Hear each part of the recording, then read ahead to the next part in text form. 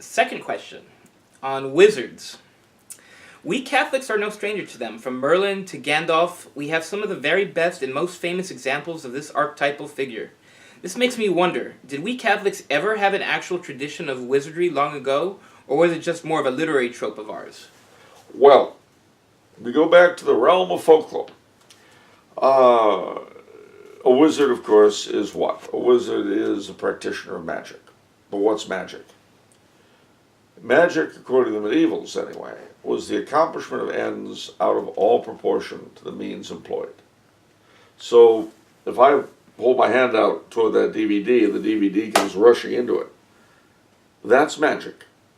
The type of magic depends upon the agency I have used to bring that to my hand. Do I have some strange inner ability? Have I conjured a demon? Did my guardian angel do it? Did a fairy-like thing do it? These all, the different branches of magic depended upon the agencies used. The practitioners of this sort of thing were called wizards. It's one name for them anyway. Now, did they actually exist? Did magicians really exist? Well, yeah, they did. Did they actually accomplish feats like that? That's another issue. But certainly people claimed to be magicians. They tried to. And folklore, again, attributed to certain people from Merlin all the way down to figures like Roger Bacon, various magical powers. Was any of this true? I don't know. I wasn't there. Okay. So there wasn't really. I mean, when I think of wizard, magician, I think satanic immediately. Well, certainly there was a branch of magic that had to do with invoking demons, or evoking demons. There's a difference between invoking and evoking, in case you're curious. You invoke angels, which means you ask them to appear. You can't force them to do anything because they're good. You evoke evil spirits because they said in those days you could force through the almighty names of God, through various sacramentals and so on and so forth. Not something I'd recommend you do, by the way. Oh, okay. Just in case anyone's thinking, I think you should go to 50 Famous Wizard School and get your degree. No. Because again, just as you don't want to go to seances or play with Ouija boards, believe me, ladies and gentlemen, you do not want to step into this area. You really don't. Back in the 60s, which of course was when I first came to life and against which I had to judge everything, ESP was big. Everybody was talking about ESP. It was the age of Aquarius. When the moon is in the 7th house. No? No, all right, well. Generational gap. Yeah, okay, never mind. But you guys out there, you know what I'm talking about, so you'll sing it, and then maybe do the whole let the sun shine in. Right, anyway, we'll move along. I don't want to seem even more antique than I am. But the thing was, at that time, there was a great deal of talk about ESP. Well, extrasensory perception. The sixth sense. It is a fascinating area. Certainly a lot of what people claim to accomplish through ESP and that sort of thing once upon a time would have been called magic. I would recommend our listeners to a book by the abbot Alois Wiesinger. There's a name for you. It looks like Alois Weisinger. Called Occult Phenomena, in which he deals with these things from the Catholic point of view. I'd also recommend, by the way, Sir Sean Leslie's Ghost Book. There is a school of thought amongst Catholics who think about these things. There isn't a school of thought amongst Catholics who don't think about them.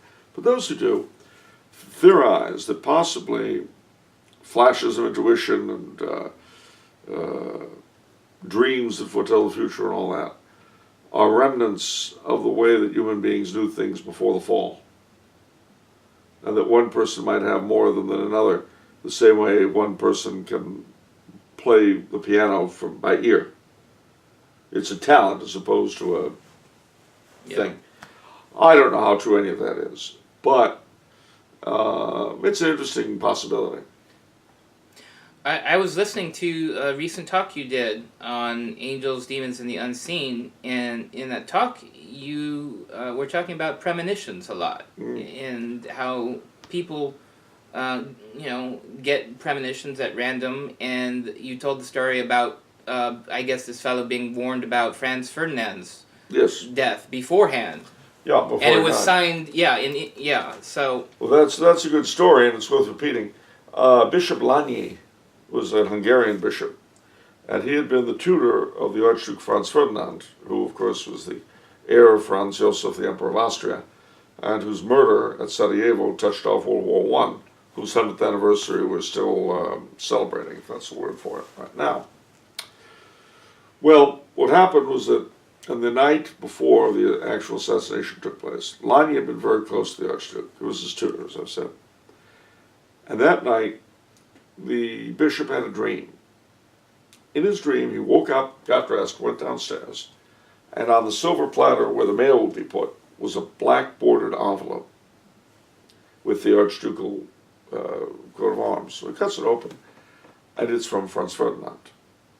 And he opens it up, and on one side there's a weird sort of black and white motion picture in which Franz Ferdinand and his wife are being shot in a car. And on the other, written in the Archduke's hand, is the note saying basically,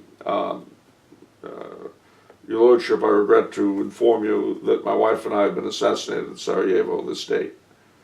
Please pray for the repose of our souls.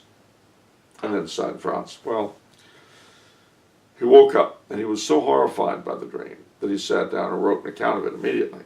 Then he put it away in an envelope and went back to bed. So the next morning he gets up, he goes downstairs, and to his intense relief, there's no letter at all in that silver platter. And he has his breakfast, and all seems well. But then the news comes later in the day about the Archduke. He's running back upstairs, opens up the envelope, read what he had written, which was what I've told you, but he wrote down what the Archduke had written in the card. What he didn't realize was that he had written it in Franz Ferdinand's handwriting. Wow.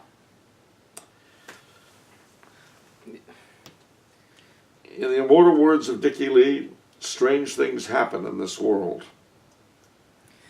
That's sort of the icing on the cake. I mean, okay, he saw the future in a sense in a dream, but the icing on the cake that makes it creepy is the handwriting part. Yeah, the handwriting is creepy. And he wasn't aware of having done it. Wow. I mean, who you wouldn't be if you were writing down a message from someone else in handwriting and you just wrote the thing. You wouldn't take the time to imitate him. Of course. And you wouldn't even be able to if you tried. No. So it was the whole thing was a very, very strange story, and it's very well documented. So the problem that we have with these things is that they fly in the face of everything we're used to thinking.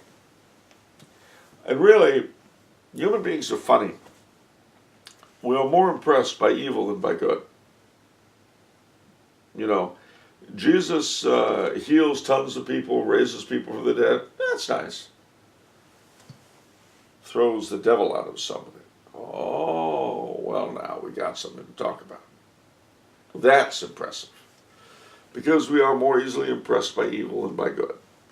I think probably something in our fallen nature responds to it.